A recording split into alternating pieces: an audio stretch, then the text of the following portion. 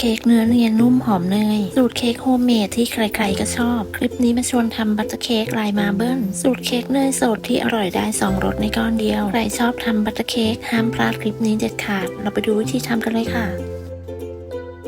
เริ่มจากการเตรียมแป้งจะมีแป้งเค้กผงฟูและนมผงสำหรับเบเกอรี่ผสมทั้ง3อย่างรวมกันคนให้เข้ากันจากนั้นนำไปร่อน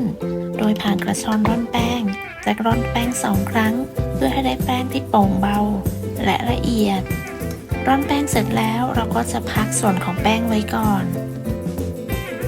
ต่อไปให้เราเตรียมผงโกโก้และน้ำมันคนทั้ง2อย่างให้เข้ากันเสร็จแล้วก็พักส่วนของผงโกโก้ไว้ต่อไปเรามาลงมือตีส่วนผสมกันเลยค่ะใส่น้ำตาลทรายลงไปในโถ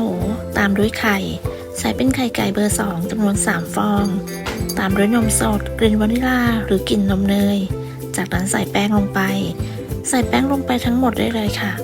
จากไม่ใส่เกลือเพราะใส่เนยเค็มละลายแล้วจากนั้นป้ายเอสพีไปที่หัวตะกร้อใช้หัวตะกร้อคนส่วนผสมให้เข้ากันเพื่อป้องกันแป้งฟุ้งกระจายสำหรับนมและไข่ให้มีอุณหภูมิเย็นใส่ส่วนผสมลงไปหมดแล้วก็ใช้ไม้พายคนส่วนผสมให้เข้ากันจากนั้นเริ่มตีส่วนผสมโดยเปิดสปีดความเร็วสูงตี1 นาทีจากนั้นหยุดเครื่องแล้วก็ปาดส่วนผสมปาดส่วนผสมให้ทั่วให้ปาดไปจนถึงก้นโถเนื่องจากอาจจะยังมีส่วนผสมที่ไม่เข้ากันดีเสร็จแล้วเราจะตีส่วนผสมต่อด้วยสปีดความเร็วสูงใช้เวลาประมาณ5 นาทีจนกระทั่งส่วนผสมข้นและเข้ากันตีจนครบ5 นาทีแล้วก็หยุดเครื่องปาดส่วนผสมต่อไปเราจะใส่เนยละลายเนยที่เรานำไปละลายไว้ให้ใส่อุณหภูมิอุ่นค่อนไปทางร้อนแต่ไม่ร้อนจัดและไม่เย็นสนิทเทเนยละลายลงไปเป็นสายจนกระทั่งเนยละลายหมดจากนั้นปรับเป็นความเร็วกลางตีส่วนผสมให้เข้ากันประมาณ2 นาทีเสร็จแล้วจะปรับเป็นความเร็วต่ำตีอีก1 นาทีจนกระทั่งส่วนผสมเนียน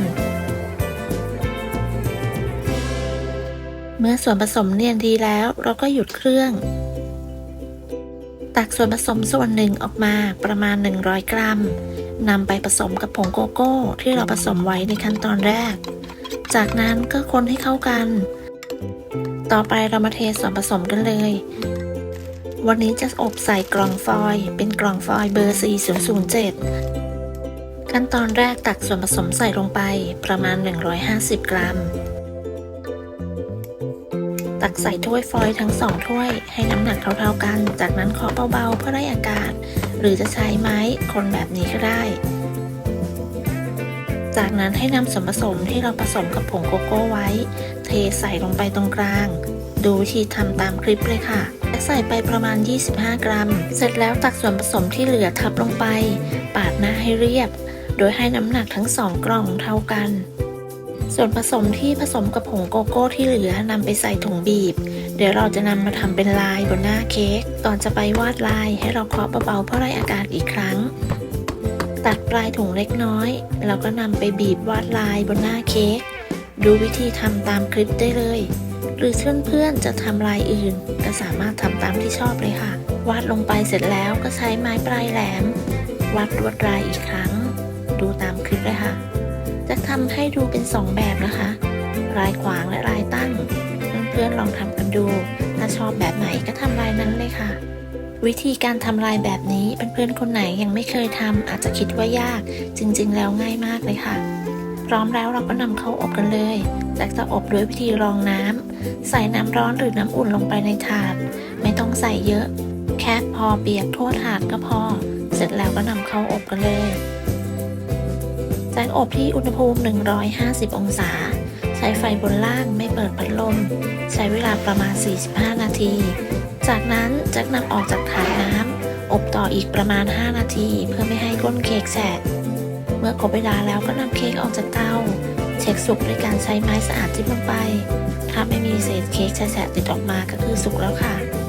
บัตเตอร์เค้กสูตรนี้เนื้อเนียนนุ่มหอมอร่อยทำง่ายมากๆได้ลายสวยอบใส่ถ้วยฟอยล์สะดวกมากหากยังไม่ทานเลยก็ให้นำไปแช่เย็น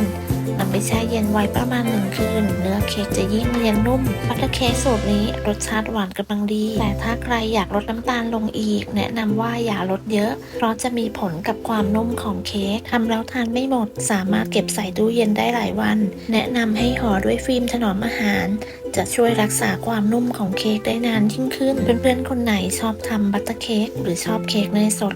ลองทำบัตเตอร์เค้กสูตรนี้ดูได้ผลยังไง ก็อย่าลืมมาคอมเมนต์บอกกันบ้างนะคะ ขอบคุณสำหรับการติดตามรับชมคลิปนี้ ถ้าเพื่อนๆชอบก็อย่าลืมกดไลค์ กดแชร์ กดติดตาม เพื่อเป็นกำลังใจให้กันด้วยค่ะ สำหรับคลิปนี้ต้องลาไปก่อน พบกันใหม่ในคลิปหน้า สวัสดีค่ะ